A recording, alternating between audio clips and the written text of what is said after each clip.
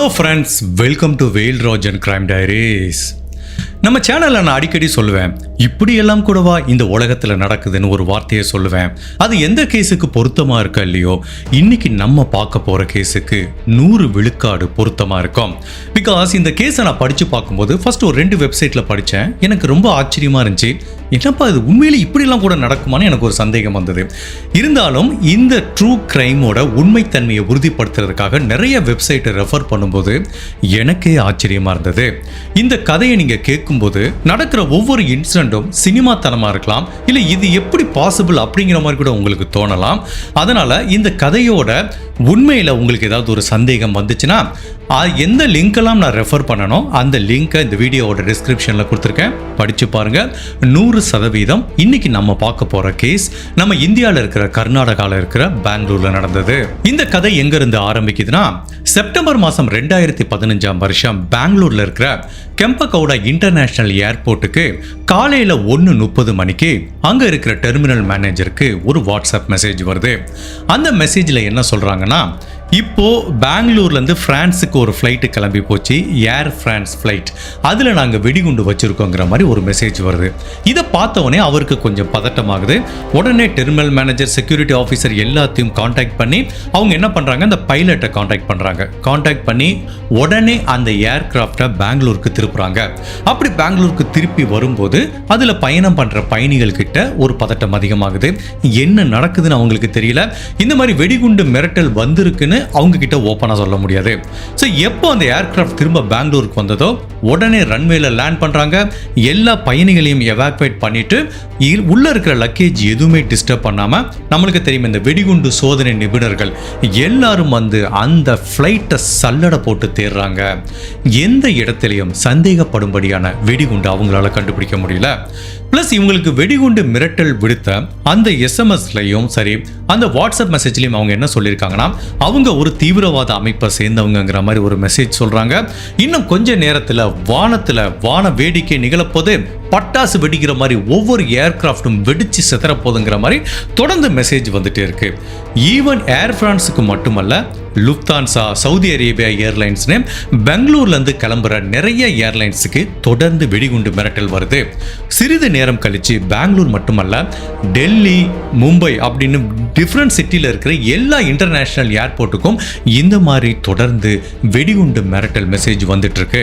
அதனால காலையில் 1:30 மணிலேருந்து 5:30 மணி வரைக்கும் கிளம்ப வேண்டிய கிட்டத்தட்ட 7-8 ஃப்ளைட் இந்த இன்சிடென்ட்னால கேன்சல் செய்யப்பட்டு பயணிகள் கடுமையான அவதிக்குள்ளாகிறாங்க.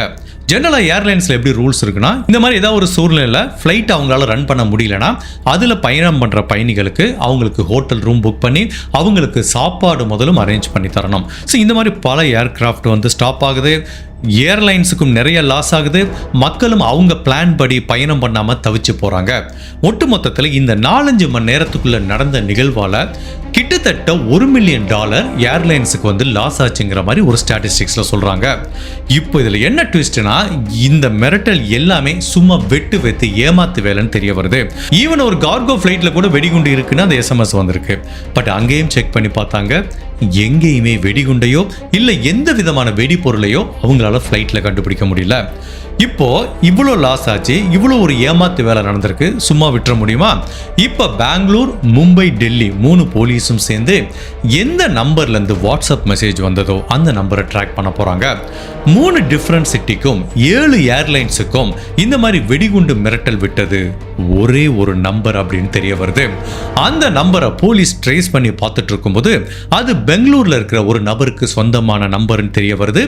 சாஜு ஜோஸ் அப்படிங்கிற ஒரு நபருக்கு சொந்தமான நம்பர்.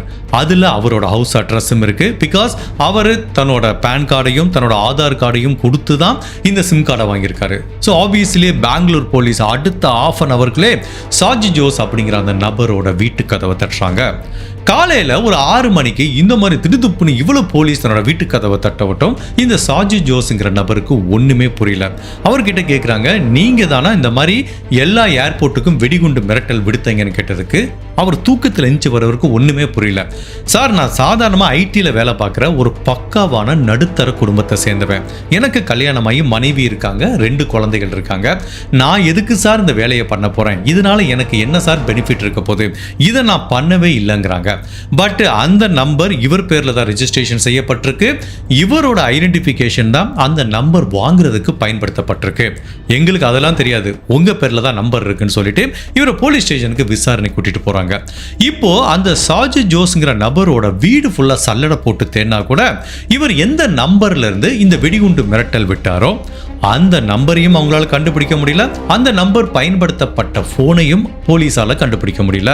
மேலும் இந்த சார்ஜ் ஜோஸ்ங்கிற நபரோட ஃபேஸ்புக் அக்கௌண்ட்டை செக் பண்ணி பார்க்கும்போது அவர் நிறைய தீவிரவாத அமைப்புகளோட பேஜ் நிறைய லைக் பண்ணி வச்சிருக்கிறதுனால ஸோ கிளியரா இவருக்கும் தீவிரவாதிகளுக்கும் தொடர்பு இருக்கு, இவர் தான் வெடிகுண்டு மிரட்டல் விட்டுருக்காருன்னு ஒரு அனுமானத்துல போலீஸ் இவர் அரெஸ்ட் பண்ணி ஸ்டேஷனுக்கு கூட்டிட்டு போறாங்க.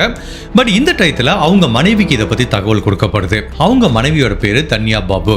அவங்க என்ன சொல்றாங்கன்னா, சார் நீங்க சொல்ற அந்த நம்பரை என் கணவர் பயன்படுத்தவே இல்லை, அந்த நம்பருக்கும் எங்களுக்கும் எந்த தொடர்பும் இல்லைங்கிறாங்க. சிறிது நேரம் யோசிச்சதுக்கு அப்புறம் அவங்க மனைவி என்ன சொல்றாங்கன்னா, சார் ஒரு நிமிஷம் இருங்க, அந்த நம்பர்ல இருந்து 2 நாளைக்கு முன்னாடி எனக்கு ஒரு கால் வந்ததுன்னு சொல்லிட்டு அந்த நம்பரை எடுத்து பார்க்குறாங்க. ஆமா சார், இந்த நம்பர்ல இருந்து எனக்கு கால் வந்தது, பட் யார் பேசுனாங்கன்னு எனக்கு தெரியல சார் அப்படிங்கிற மாதிரி அவங்க சொல்றாங்க.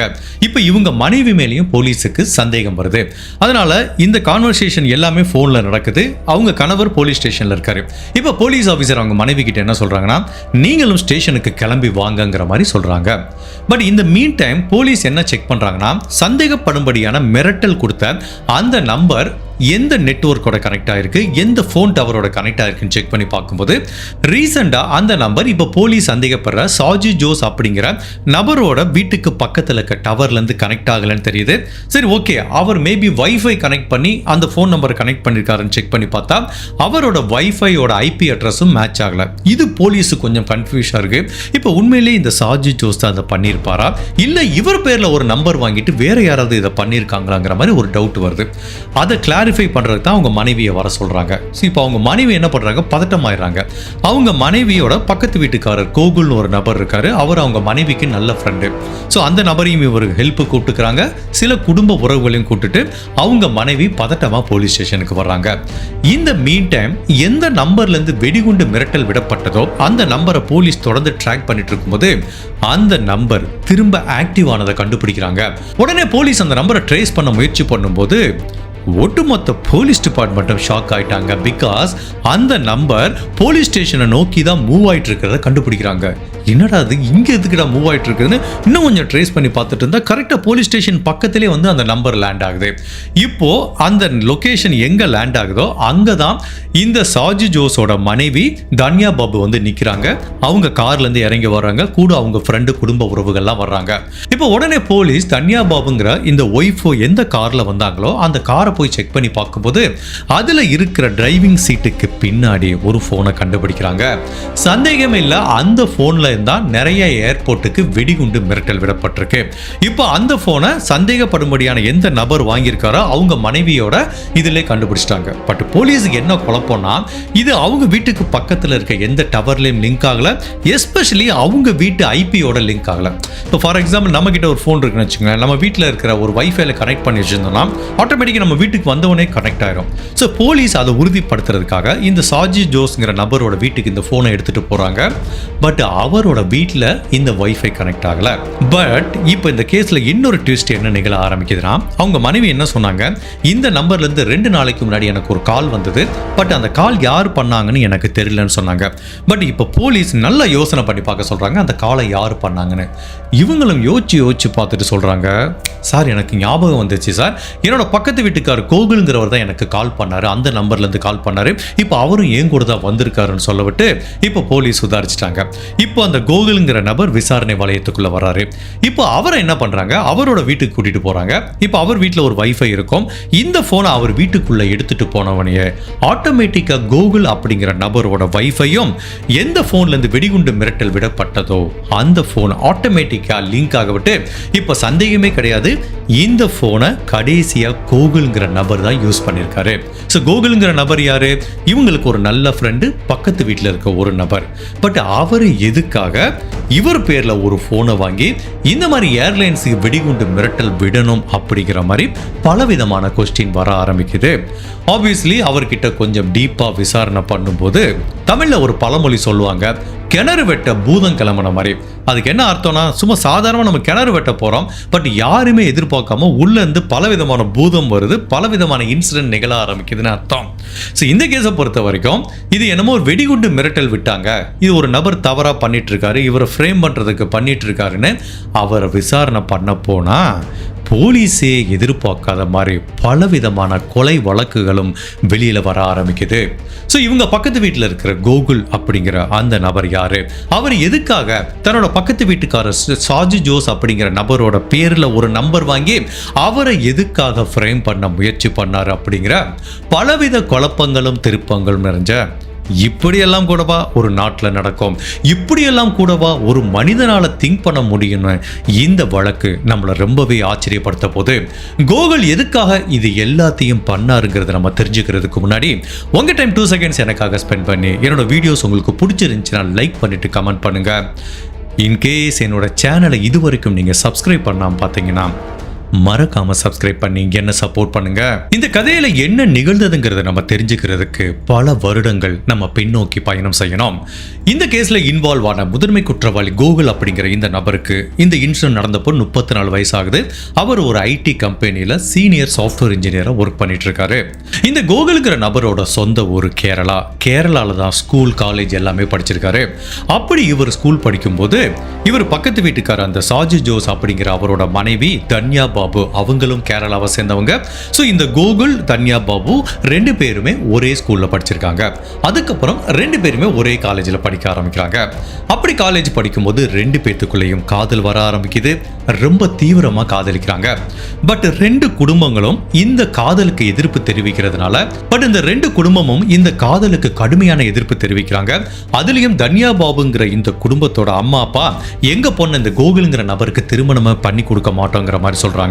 ஒரு ஸ்டேஜ்ல இந்த கோகுலுக்கு தெரிஞ்சு போச்சு, கண்டிப்பா அந்த பொண்ணு நம்மளுக்கு திருமணம் செஞ்சு கொடுக்க மாட்டாங்க, தன்னோட வாழ்க்கை இனிமேல் வேஸ்ட் பண்ண வேண்டாம்னு சொல்லிட்டு பிஎஸ்சி முடிச்சதுக்கு அப்புறம் மேல் படிப்பு படிக்கிறதுக்காக இவர் டெல்லிக்கு போயிடுறாரு. தன்யா பாபு மேல் படிப்பு படிக்கிறதுக்காக கேரளாலேருந்து திருச்சிக்கு வர்றாங்க. இவங்க திருச்சியில் மேல் படிப்பு படிக்கிறாங்க, அவர் அங்கே படிக்கிறாரு. அவங்க 2 பேத்துக்குள்ளே அப்போ கான்டாக்ட் இல்லை. ஸோ இவங்க தன்யா பாபு மேல் படிப்பு படித்து முடிச்சதுக்கப்புறம் வேலைக்கு போகிறாங்க. அப்போது அவங்க வீட்டில் இந்த சாஜி ஜோஸ் அப்படிங்கிற நபருக்கு திருமணம் பண்ணி வச்சுறாங்க. ஸோ இந்த கோகுல் என்ன பண்ணுறாரு, டெல்லியில் வேலை பார்த்துட்டு இருக்கும்போது அங்கே அனுராதாங்கிற ஒரு பெண்ணை மீட் பண்ணுறாரு. அவங்களும் ஐடியில் ஒர்க் பண்ணுறாங்க. அவங்க பேசிக்காவே ஜார்க்கண்ட் அப்படிங்கிற மாநிலத்தை சேர்ந்தவங்க. ஸோ 2 பேரும் காதலிக்கிறாங்க. பட் அனுராதா வீட்டில் இந்த திருமணத்துக்கு சம்மதம் தெரிவிக்கிறாங்க. பட் கோகுலும் இப்போ படித்து நல்ல வேலையில் இருந்ததுனால அவங்க குடும்ப உறவுகளும் இன்னைக்கு திருமணம் பண்ணிக்கோங்கிறாங்க. ஸோ இவர் அனுராதாவை திருமணம் பண்ணிக்கிட்டு டெல்லியிலே 2 பேரும் வேலை பார்க்குறாங்க. ஸோ இந்த தம்பதிகளுக்கு ஒரு அழகான பெண் குழந்தை பிறக்குது. இந்த பக்கம் சாஜி ஜோஸ் அண்ட் தன்யா பாபுங்கிற தம்பதிகள் பெங்களூர்ல ஒரு சந்தோஷமான வாழ்க்கையை வாழ்ந்துட்டு இருக்காங்க. அவங்களுக்கும் 2 குழந்தைகள் இருக்கு. ஸோ கோகுல் அண்ட் அனுராதா 2 பேரோட வாழ்க்கை நல்லா போயிட்டு இருக்கும்போது அனுராதாவும் ஐடியில் ஒர்க் பண்ணிட்டு இருந்தாங்க. பட் ஒரு ஸ்டேஜில் அவங்களுக்கு அந்த ஜாப் ரொம்ப போர் அடிச்சதுனால அவங்க டீச்சிங் ஜாபுக்கு மாற ஆரம்பிச்சிடறாங்க. இவர் கோகுல் என்ன பண்ணுறாரு, ஐடியில் தான் வேலை பார்த்துட்டு இருக்காரு. அப்படி இந்த அனுராதா ஒரு டீச்சிங் ப்ரொஃபஷனில் போகும்போது அங்கே இவங்க பாடம் சொல்லி கொடுக்குற ஒரு டீனேஜ் பையன் கூட இந்த அனுராதாங்கிற பெண்ணுக்கு ஒரு தொடர்பு ஏற்படுது. 2 பேரும் அடிக்கடி சேட் பண்ணிக்கிறாங்க, ரொம்ப க்ளோஸாக மெசேஜஸ் அனுப்பிக்கிறாங்க, சில பர்சனல் மெசேஜும் அனுப்பிக்கிறாங்க. அதை ஒரு நாள் இந்த கணவர் மெசேஜை பார்த்துட்டாரு, பயங்கர கடுப்பாயிட்டாரு. அப்போ அவங்க மனைவி கிட்ட நேரடியாக கன்ஃபரன்ட் பண்ணுறாரு. அப்போ இந்த அனுராதா என்ன சொல்கிறாங்க, இல்லை நாங்கள் அந்த மாதிரி எந்த தவறான உறவுலையும் இல்லைங்கிறாங்க. பட் இவருக்கு நல்லா தெரியுது தன்னோட மனைவி அவங்க ஸ்டூடெண்ட் கிட்ட ஒரு தவறான உறவுல இருக்கானே. பட் இவர்கிட்ட எந்த எவிடன்ஸும் இல்லை. சரி, தன்னோட மனைவி கிட்ட இருந்து டிவோர்ஸ் வாங்கிட்டு போகலான்னு பார்க்குறாரு. பட் இவரோட பிரச்சனை என்னன்னா, அந்த 2 வயசு குழந்தைய விட்டு கொடுக்கறதுக்கு இவர் ரெடியா இல்லை. டிவோர்ஸ் வாங்கினா கண்டிப்பாக பெண் குழந்தைங்கிறதுனால மனைவி கூட தான் அனுப்பி வைப்பாங்க. அதனால மனைவி கிட்ட இருந்து டிவோர்ஸும் வேணும், அதே டயத்தில் தனக்கு இந்த குழந்தையும் வேணுங்கிற மாதிரி முடிவு பண்றாரு. அதுக்கு இந்த கோகுல் ஒரு பிளான் பண்றாரு. தன்னோட மனைவிக்கும் அந்த ஸ்டூடெண்ட்டுக்கும் ஒரு தொடர்பு இருக்குங்கிறத இந்த உலகத்துக்கு ஆதாரத்தோட வெட்ட வெளிச்சமா நிரூபிக்கணுங்கிற மாதிரி ஒரு முடிவுக்கு வர்றாரு. அதுவும் யார்கிட்ட முக்கியமா நிரூபிக்கணும்னு நினைக்கிறாருன்னா இந்த அனுராதாவோட அப்பா. அவர் ரிட்டையர்டு போலீஸ் ஆஃபீஸர். ஸோ அவர்கிட்ட ஒரு சரியான எவிடன்ஸோட நம்ம ப்ரொடியூஸ் பண்ணா கண்டிப்பா நம்மளுக்கு ஒரு டிவோர்ஸ் கிடைக்கும், அந்த குழந்தையும் தாங்கிட்ட வர்றதுக்கு நிறைய வாய்ப்பு இருக்குங்கிற மாதிரி அவர் ஃபீல் பண்றாரு. ஸோ தன்னோட மனைவி கிட்ட இருந்து எப்படி டிவோர்ஸ் வாங்கலாம்னு இவர் பிளான் பண்ணிட்டு இருக்கும்போது 2011 ஒரு நாள் ஃபேஸ்புக் அப்படி ஸ்க்ரோல் பண்ணி பார்த்துட்டு இருக்கும்போது தன்னோட பழைய காதலி இந்த பொண்ணு தன்யா பாபுங்கிற பெண்ணோட ப்ரொஃபைலை பார்க்குறாரு. அதுக்கு ஒரு ஃப்ரெண்ட் ரிக்வஸ்ட் கொடுக்குறாரு.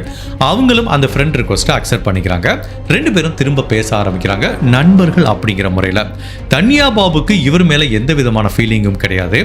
பட் இந்த கோகுலோட பிரச்சனை என்னன்னா, இவரோட மனைவி அனுராதா கிட்ட இவர் கருத்து வேறுபாடு ஏற்படுது. அவங்க மனைவிக்கு இன்னொருத்தர் மேல அஃபையர் இருக்கிறதுனால ஆட்டோமேட்டிக்கா இப்ப இவருக்கு என்ன தோணுது, தன்னோட மனைவி டிவோர்ஸ் பண்ணிட்டா தனக்கு ஒரு வாழ்க்கை வேணுமே, தான் வாழ்க்கையை எந்த இடத்துல தொலைச்சோமோ அந்த இடத்துல நம்ம ஏன் திரும்ப ஆரம்பிக்க கூடாதுங்கிற மாதிரி இவருக்கு ஒரு ஆசை வருது. நம்ம ஏன் தன்னோட பழைய காதலியை திருமணம் பண்ணிக்க கூடாதுங்கிற மாதிரி ஒரு ஃபீலிங் வருது. அதுக்கு ரெண்டு ப்ராப்ளம் இருக்கு. ஒன்னு, தன்னோட மனைவி கிட்ட இருந்து டிவோர்ஸ் வாங்கணும். பட் தன்னோட காதலி, பழைய காதலி இப்போ அவங்க திருமணம் பண்ணி சந்தோஷமான ஒரு வாழ்க்கையில இருக்காங்க, அவங்க டிவோர்ஸ் வாங்கணும். இது ரெண்டும் நடந்தா மட்டும்தான் இவங்க ரெண்டு பேரும் சேர முடியும். சரி, நம்ம ஒன்னா சார்ட் அவுட் பண்ணுவோம். ஃபர்ஸ்ட் தன்னோட மனைவி கிட்ட இருந்து எப்படி டிவோர்ஸ் வாங்கலாம்னு சொல்லிட்டு பல விதமா பிளான் போட ஆரம்பிக்கிறாரு. இவர் ஃபர்ஸ்ட் ஆஃப் ஆல் என்ன ஃபீல் பண்றாருன்னா, தன்னோட மனைவியோட வாயாலேயே அவங்களுக்கு ஒரு தொடர்பு இருக்குங்கிறத கன்ஃபர்ஷன் வாங்கணும். அதுக்கு என்ன மாதிரி ஒரு பிளான் பண்றாருன்னா, இந்த அனுராதாங்கிற பெண்மணிக்கு சீரடி சாய்பாபா மேல ஒரு அளவுக்கு அதிகமான பக்தி இருக்கு. அப்போ இவர் என்ன பண்றாரு, ஃபேக்கா ஒரு இமெயில் கிரியேட் பண்றாரு. அதாவது இந்த சீரடி சாய்பாபாவோட டிவோட்டி மாதிரி ஒரு இமெயில் கிரியேட் பண்ணி இந்த அனுராதாக்கு அனுப்ப ஆரம்பிக்கிறாரு.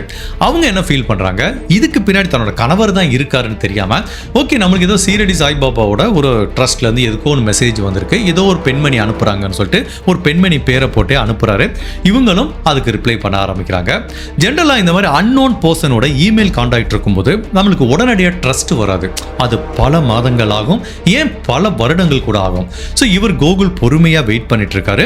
ஸோ இப்போ அந்த அனுராதா கூட மெயில் அனுப்பி அனுப்பி அனுப்பி அவங்க கிட்ட ஒரு ட்ரஸ்ட் வருத ஆரம்பிக்குது. அப்போ இவங்க பர்சனலாக ஷேர் பண்ணிக்க ஆரம்பிக்கிறாங்க. அப்போ அனுராதா என்ன சொல்றாங்கன்னா, எனக்கு இந்த மாதிரி நான் சொல்லி கொடுக்குற ஒரு டீனேஜ் பையன் கூட எனக்கு காதல் இருக்கு, நான் அவன் கூட தான் வாழ்க்கையை வாழணும்னு ஆசைப்படுறேங்கிற மாதிரி சொல்லிடுறாங்க. அப்போ எதிர்முனையில் இருக்க அந்த டிவோட்டி பெண்மணி என்ன சொல்றாங்க, அதாவது இந்த கணவரே என்ன மாதிரி மெயில் அனுப்புறாரா, நீ ஒன்று பண்ணு, நீ பண்றது தப்பு தான், உன் கணவர்கிட்ட போய் மன்னிப்பு கேட்டு கன்ஃபர்ஷன் பண்ணிக்கோன்னு சொல்லவிட்டு, சரி சீரடி சாய்பாபா ஒரு டிவோட்டியை நம்மளுக்கு சொல்லும் போது நம்ம ஏன் இதை பண்ணக்கூடாதுன்னு சொல்லிட்டு ஒரு நாள் தைரியத்தை வரவழைச்சிட்டு தன்னோட கணவர்கிட்ட வந்து, ஓகே நீங்க அப்போ சந்தேகப்பட்டது உண்மைதான், நான் அந்த பையன் கூட தொடர்பில் இருந்தேன், இனிமேல் இந்த தொடர்பை நான் கட் பண்ணிக்கிறேன், நம்ம ரெண்டு பேரும் சந்தோஷமான ஒரு வாழ்க்கையை வாழலாங்கிற மாதிரி இவங்க ஒரு பாயிண்ட் சொல்றாங்க. இவருக்கு ஒண்ணுமே புரியல. இவங்க வந்து டிவோர்ஸ் வாங்கிட்டு போலான்னு பாக்குறாரு. இப்போ இந்த பொண்ணு கன்ஃபர்ஷன் சொல்லியிருக்கா. சரி நம்ம ஒன்று பண்ணுவோம், இந்த கன்ஃபர்ஷனை எவிடன்ஸை எடுத்து வச்சு போனா அதையும் எவிடன்ஸை வச்சுக்கிட்டாரு. பட் இதை மட்டும் ஒரு ஆதாரமா வச்சு யாரையுமே நம்ப வைக்க முடியாதுங்கிறதுனால கொஞ்சம் பொறுமையா வெயிட் பண்றாரு. சரி இவ என்னதான் பண்றான்னு பார்ப்போம், திரும்ப அந்த பையன் கூட கான்டாக்ட் வச்சுக்கிறாளா இல்லையான்னு சொல்லிட்டு இவரும் சில மாதங்கள் வெயிட் பண்ணி பார்த்தா இவர் சந்தேகப்பட்ட மாதிரியே அனுராதா ஒரு 3-4 மாசம் கழிச்சு அந்த பையன் கூட இன்னுமே கான்டாக்ட் கண்டினியூ பண்ணிட்டு இருக்காங்க.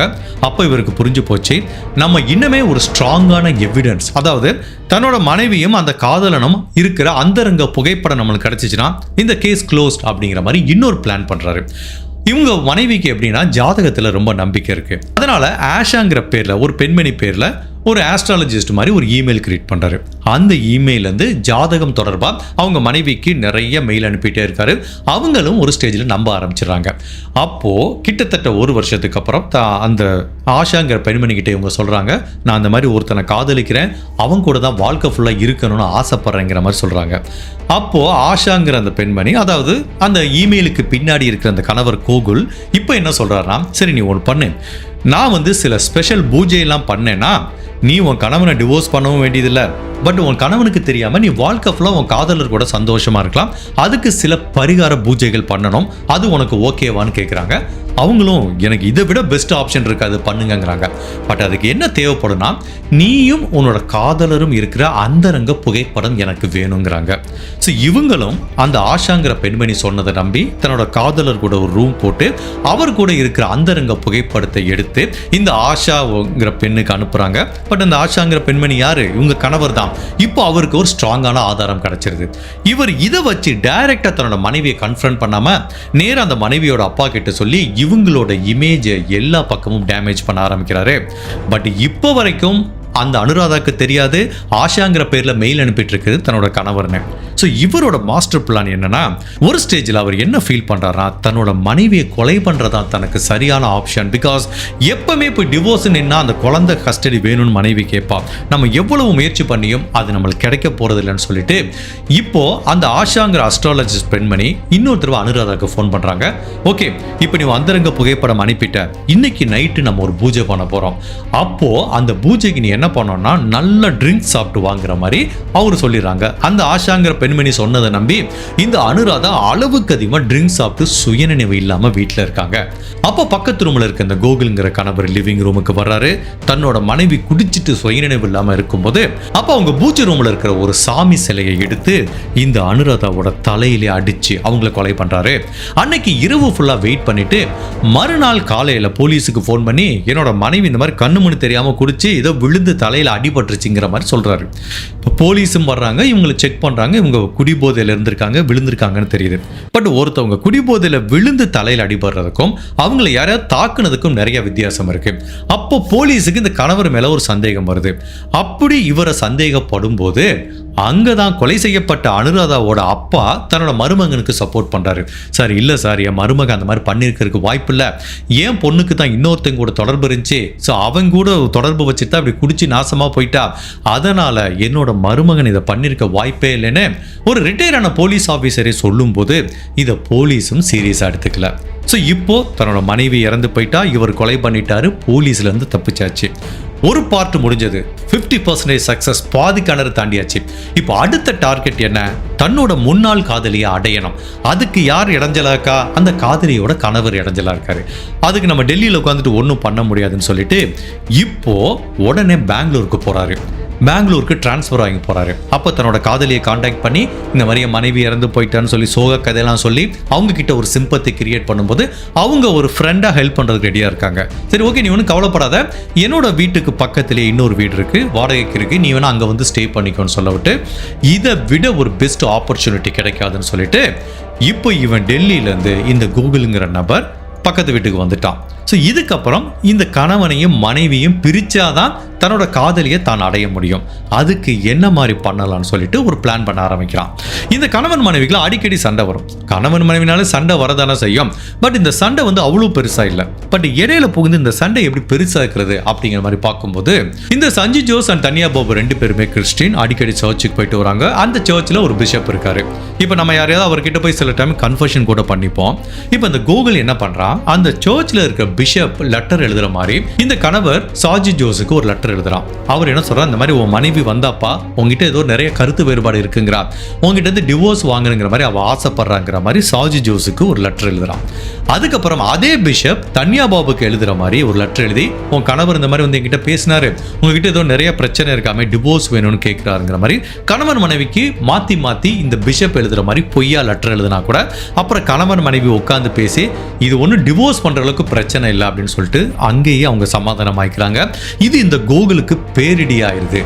என்னடா இது, இவன் இதுலயும் தப்பிச்சிட்டானேன்னு சொல்லிட்டு அடுத்து இவனுக்கு பெருசா பிளான் பண்ணணும்னு சொல்லிதான் இந்த சாஜி ஜோஸ் அப்படிங்கிற நபரை, அதாவது தன்னோட முன்னாள் காதலியோட கணவரை ஒரு தீவிரவாதி மாதிரி சித்தரிக்கிறதுக்கு முயற்சி பண்றான். அதுக்கு ஃபர்ஸ்ட் என்ன பண்றான், இந்த தன்யா பாபுங்கிற முன்னாள் காதலி கிட்ட ஜஸ்ட் ஃப்ரெண்டா நடிச்சு அவங்க கணவருக்கு ரிலேட்டடான நிறைய டாக்குமெண்ட்டை வாங்கிட்டு தனக்கு தெரிஞ்ச ஒரு நபர் மூலமா டெல்லியில் அந்த டாக்குமெண்ட்டை கொடுத்து ஒரு சிம் கார்டு வாங்குறான்.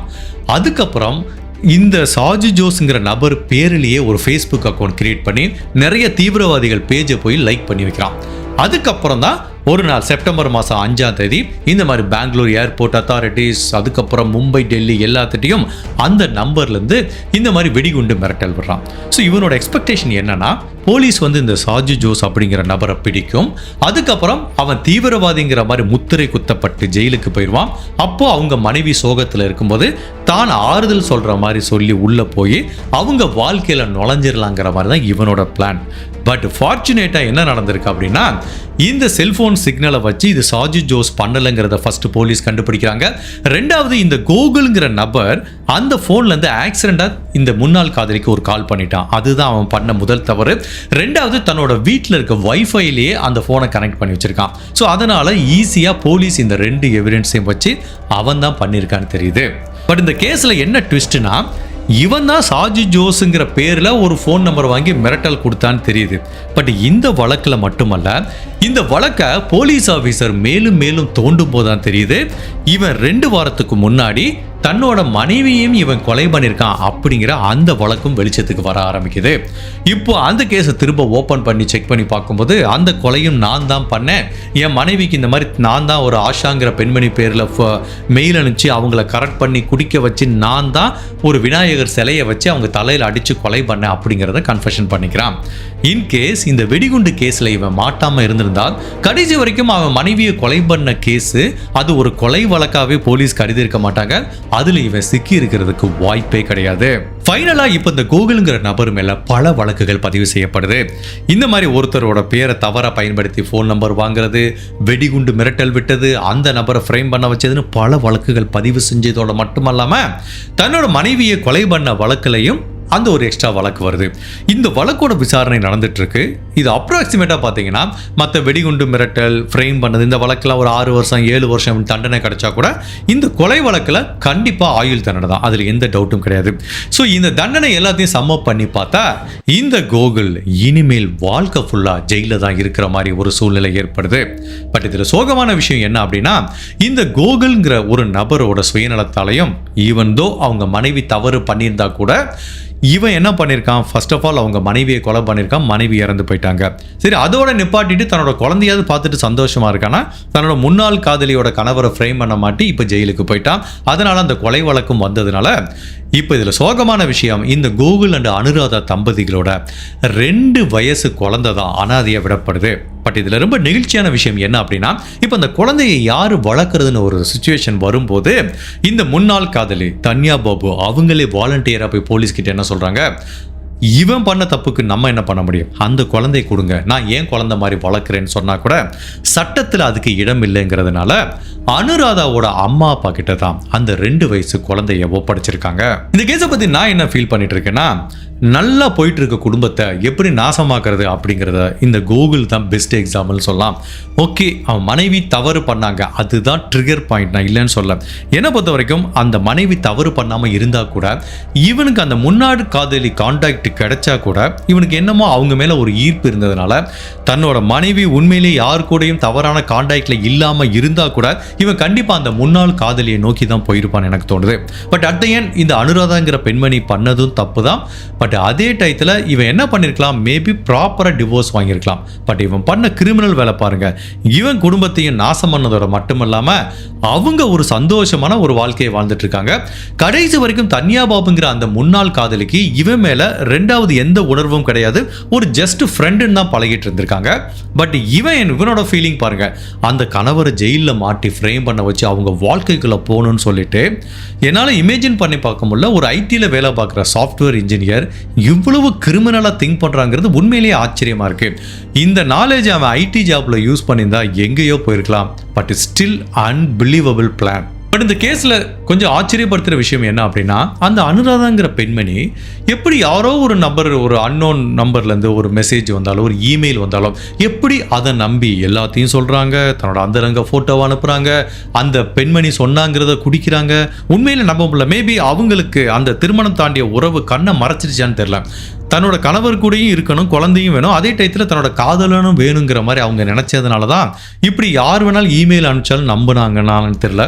அது எனக்கு கொஞ்சம் ஆச்சரியமா இருந்துச்சு. அதே டயத்தில் இந்த கேஸ்லேருந்து நம்ம எடுத்துக்க வேண்டிய மிக முக்கியமான விஷயம் என்ன அப்படின்னா, இந்த தன்யா பாபுங்கிற பெண்மணி பண்ண தப்பு என்ன அப்படின்னா, தன்னோட முன்னாள் காதலன்னு தெரிஞ்சு அவங்கிட்ட பேசினது தப்பு. அவனை தேவையில்லாமல் டெல்லியிலேருந்து அவனை இங்கே வர வச்சு தன்னோட வீட்டுக்கு பக்கத்திலேயே வந்து வீடு பார்த்து கொடுத்து அவனை பக்கத்தில் தங்க வச்சது பெரிய தப்பு ஆக்சுவலி. ஸோ இதுலேருந்து நம்ம எடுத்துக்க வேண்டிய விஷயம் என்ன அப்படின்னா, நம்ம லைஃப்பில் எல்லாத்துக்குமே ஆசைப்பட்ட வாழ்க்கை கிடைச்சிடாது. எல்லாத்துக்குமே ஒரு ஸ்டேஜில் காதல் பண்ணியிருப்போம், அந்த காதல் நிறைவேறாமல் வேற யாரையாவது கல்யாணம் பண்ணி நம்ம வாழ்க்கையை போயிருப்போம். பட் வாழ்க்கையில் ஒரு கட்டத்தில் நம்ம முன்னாள் காதலனோ காதலியோ மீட் பண்ணுற மாதிரி ஒரு சூழ்நிலை வரலாம். அப்படி சூழ்நிலை வந்தால் எனக்கு தெரிஞ்சு சில பேர் ஃப்ரெண்டாக இருப்போங்கிற மாதிரி சொல்லுவாங்க. அதெல்லாம் ஒர்க் அவுட் ஆகுமா எனக்கு தெரியல. பிகாஸ் ஒன்ஸ் அது காதலிச்சிட்டோன்னா அது ஃப்ரெண்டுங்கிறதெல்லாம் சும்மா. பட் எனக்கு தெரிஞ்சு திருமணமானதுக்கப்புறம் தன்னோட முன்னாள் காதலனோ காதலியோ பார்க்க நேரிட்டால் தயவு செய்து காண்டாக்ட் பண்ணாதீங்க, அதை கண்டினியூ பண்ணாதீங்க. மேபி அது எந்த ரூபத்தில் வேணாலும் இப்போ நீங்கள் சந்தோஷமாக இருக்கிற அந்த குடும்ப வாழ்க்கையில் மிகப்பெரிய பிரளயத்தை உண்டு பண்ணுறதுக்கு வாய்ப்பு இருக்குது. இது இந்த கேஸ் மட்டுமல்ல, நான் நிறைய கேஸில் பார்த்துருக்கேன். என் பர்சனல் லைஃப்பில் கூட நிறைய பேர்கிட்ட நான் கேள்விப்பட்டிருக்கேன். ஸோ தயவு செய்து முன்னாள் காதலன் காதலியோட எந்த காண்டாக்டும் வச்சுக்காதீங்க. அது உங்களோட இந்த கரண்ட் திருமண வாழ்க்கையை கண்டிப்பாக பாதிக்கிறதுக்கு நிறையவே வாய்ப்பு இருக்குது. இந்த கேஸை பற்றி நீங்கள் என்ன நினைக்கிறீங்க? எனக்கு நம்ம இந்த கேஸை வச்சு ஒரு திரைப்படமே எடுக்கலாம்ங்கிற மாதிரி தோணுது. ஒரு பர்சனால இப்படியெல்லாம் திங்க் பண்ண முடிஞ்சிச்சுங்கிறத இன்னுமே என்னால் நம்ப முடியல. இந்த கேஸை பற்றி நீங்கள் என்ன நினைக்கிறீங்க? உங்களோட கருத்தை மறக்காமல் இந்த வீடியோவில் பதிவு பண்ணுங்கள். இந்த மாதிரி அனதர் கேஸில் உங்களை சந்திக்கிறேன். Till then, stay safe, take care, bye.